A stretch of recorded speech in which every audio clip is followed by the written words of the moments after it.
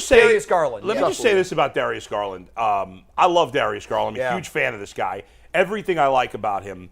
He is a leader. Mm-hmm. He is not afraid. I love people that are not afraid to admit they have things to learn, right? Yeah. Too often in sports, too often in our business, people are afraid to admit they don't know everything, right? And Darius Garland, as part of this GQ article, has said, hey, I kind of needed to mature. I needed to grow as a player. I needed to grow as a leader. I learned from Kevin Love. I learned from Ricky Rubio. I learned from Rajon Rondo. Some guys have such big egos, they couldn't admit things like that. This guy's a great player. By all accounts, a great person. He's extremely likable. He brings, Mobley might be the best talent on this team in the long term. He's the building block. Right? But Garland, I believe, is the heart and soul of this team. Yeah, and you know what? I think time is going to prove that to be exactly the case. I do think that if I had to put off-limits tags on these guys, I'm keeping Mobley. And there's no way I'm ever having a conversation about him. Yes. I don't want Garland to go anywhere. I like Sexton. But I think that if I had to pick between the two, it's Mobley. But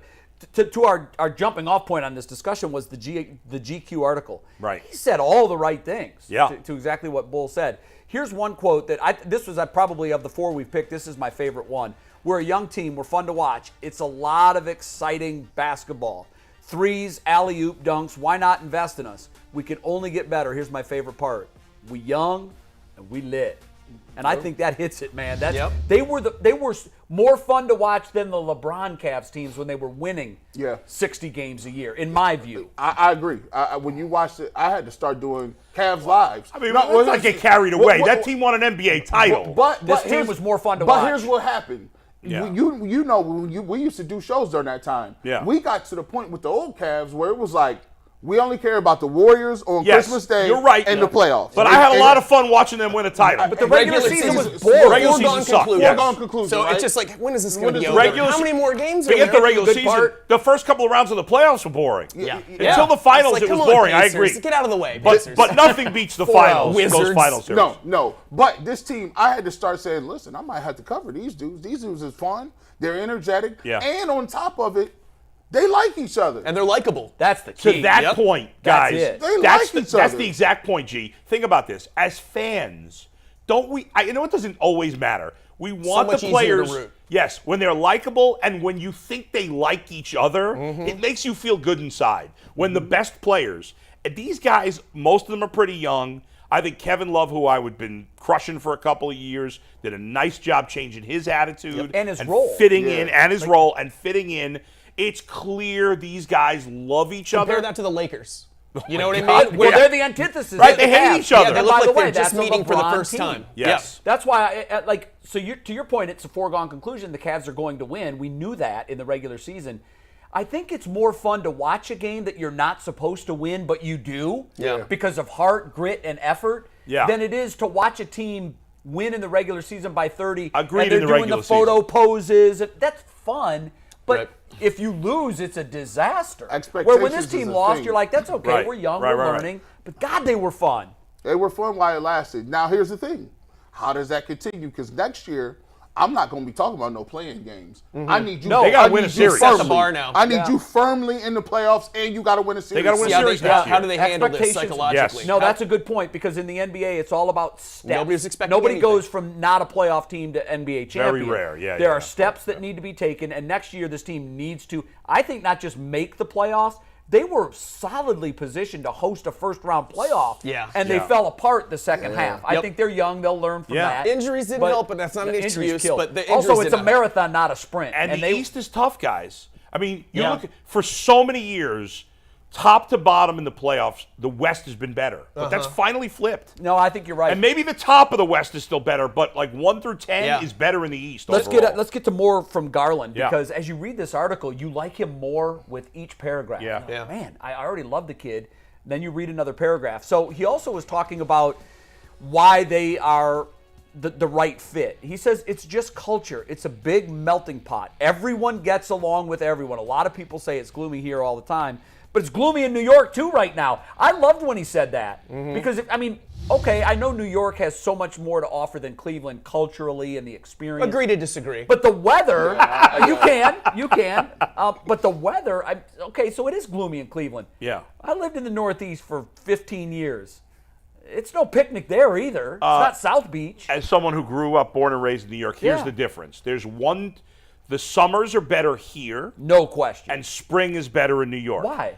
The spring, there's more of a spring there than there is here. Yeah, I did find that. Winter sucks in both places, and fall is nice in both places. So overall, I would call the weather equal. Yeah. Because the summer, it's much muggier there in the summer generally than it is here. Well, you'd probably agree. Yeah. You living here is a much better way of life than in New York. 100%. Kids, groceries, I got to take the subway. Price of everything. Price of everything is up here. You could go down, and for the most part, Ohio and Cleveland is great. There's no earthquakes. There's not very many tornadoes like the rest of the Midwest. Yeah, we're safe. You don't have hurricanes. No mudslides. Bunch of fresh water right above us for when everyone else runs out. Gee, I get the sense Jay kind of doesn't like New York a lot, and that's fine. I love New York. It's where I'm born and raised. But I love Cleveland, too. This is where my son was born and raised, okay? He only knows Cleveland. He even has the Cleveland accent. What's home to you now? I always like asking this question. I consider myself a mutt. Yeah. I'm a mutt. I'm half New Yorker, half Clevelander. Yeah, and that's how I feel. I'm still a New Yorker in some ways, but I don't have any desire to move back to New York. This has become home for you. It has. Clearly. If I did move somewhere else, it would be somewhere warm when I'm old or whatever. I'm not moving back to New York. There's really nothing I miss, and I certainly don't miss the traffic. There's no real traffic here. I laugh when people talk about the heavy traffic in Cleveland. I'm like, there's no traffic here. The traffic here is predictable. Yeah, you know when it's going to be bad. Right. And there's ways and around it. You know how to avoid it. All In New York, 70 of it's us are always getting bad. on the highway at the same time. Exactly. and then it's over. Dude, there were times I would do overnight shifts working in New York. There would be time, or late night, I'd be done at 2 in the morning. There would be times I'd be going through the Holland Tunnel, sitting in traffic at 2 o'clock in the morning. Not uncommon. You never know. Back to Darius Garland. Yeah. Do you think he's a guy? Kyrie Irving was a guy. We talked about this in the pre-game meeting. Kyrie Irving was a guy who said, "Oh, I loved it here too. Love it." There's that infamous clip of people saying, "Kyrie, are you ever going to leave us like LeBron?" Now, LeBron came and left twice. Yeah. Kyrie rolled out. And then, so. He meant it. Kyrie's a different. First Yeah. of all, to be fair to Kyrie, who I'm obviously these days not a big fan of, maybe at the time he meant it. People change, whatever. But Darius Garland, at least it seems to me, I don't know either of them personally. Right. Seems to me is a very different cat. Very than different Kyrie guys. Irving. And one of the reasons that I love him the most, read a little bit about him again last night, and he, like Mobley, is also a nerd. A quiet, nice That's why I nerd. love Myles Garrett too. He's a nerd also. He's a nerd as well. He's got SpongeBob socks on. He loves dinosaurs. Loves dinosaurs. I want my players, my stars, to be nerds. Yes. His dad was a player in the NBA. Garland's was. Yeah. So right. he taught him and stuff like Pedigree. that. And it's that pedigree and that sort of discipline, and he just says the right things. It's my wife's favorite player. We were in a restaurant. Garland walks into the restaurant. Oh, wow. She freaks out. but it's one of those like foreign freaks out. She's just silent. So she's like, "That was Darius Garland." I wouldn't even have known he was in there. He just came in, sat out, chilled out, nothing. You didn't notice by the hair? I mean, his hair's pretty. He walked in like a church mouse. He was. I'm like, what are you talking about? There was no entourage on that. No entourage. You were just So trying that. You were trying to eat your Mr. Hero. Yeah, that's just trying to get through your Mr. Hero. Waffle fries. With the cheese. Cheese. Always get the cheese. Excuse me, Mr. Garland, can I buy an order of cheese fries for you? No, he's a great dude. He seems like he's happy to be here, and I love the combination of those two nerds who are under contract and young for so long. Yeah. Like creating that culture right there. And like since they're the stars too, your nerds are your stars. Everybody, even the people who might not be nerds, have to be like cool with those nerds. Jared Allen kind of seems like a nerd too. He could go doesn't either he? way. I think he's very nerdy. I think he's very nerdy, and I too. say that in a good way. I don't think that this has happened by accident. I mean, I think this is by blueprint. If you're looking for your NBA diva, you could use LeBron as the poster child for that set. He's more about the outside stuff than the game. I think the Cavs learned the lesson from that and said, we need to go after guys that are more about the game than the outside stuff. And they're doing it. They don't appear to have any divas on this team. No, and that's why it's working. Isaac Okoro, he's not very. No, I ain't gonna say he's not very good. He's not on the level as athletic ability as the rest of these guys. He's not. He fits a role. But he's a nice Good dude. defense. He brings good defense. He doesn't. No one's out there doing about. Like if you see these dudes in the street, right? before we had Iman Shumpert. Now these guys are cool to watch. Follow Iman Shumpert, J.R. Smith. I come from a Ricky Davis day myself. But yeah, different guys, characters. let's take a look at some more quotes from Darius in the article, which I recommend that you read the whole thing. But here he says, I meant a lot. It meant a lot to see the confidence from the front office in me, just knowing that if anything was to go wrong, they have my back. I'm there for Cleveland. I love the city of Cleveland. This was my favorite part. I love the people and organization.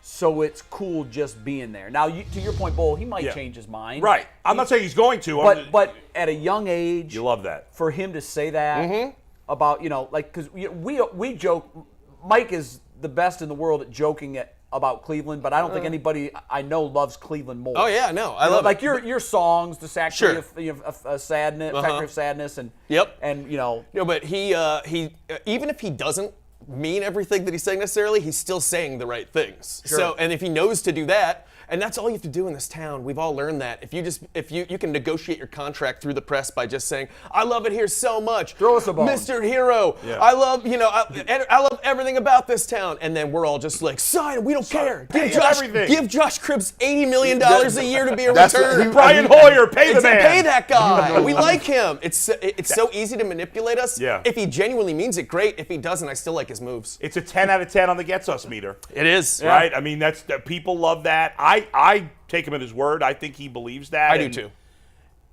It feels like the whole team feels that way. Yeah. And that makes you more excited to root for him. That's why it's more fun, because you feel like the team loves you. They're invested in us the same way we're invested in them. My biggest fear is, and this is like my Cleveland fandom that's burned into my DNA coming out. My biggest fear, though, is they never are able to take the step that we all need them to take. We don't want them to be good and right. That's true. Let's face it. If there's a team that spoiled us with success, it is this team. You don't want them in that Pacers purgatory forever where they're no, just it's always the Pacers. It is. I feel like for 30 years is there a more Pacers. mediocre team than the Pacers? But good enough to make it into that first round and then just have lose great regular year. season, then they lose. Yeah, I don't want that. I don't want to do nightmare. that. So so there's going to have to be another piece. I think you're that right. comes from outside. Yep. He's not here yet. Nope. And I don't know who that guy is, but there has to be another piece that comes in that will be able that we can look at this team and say, yeah.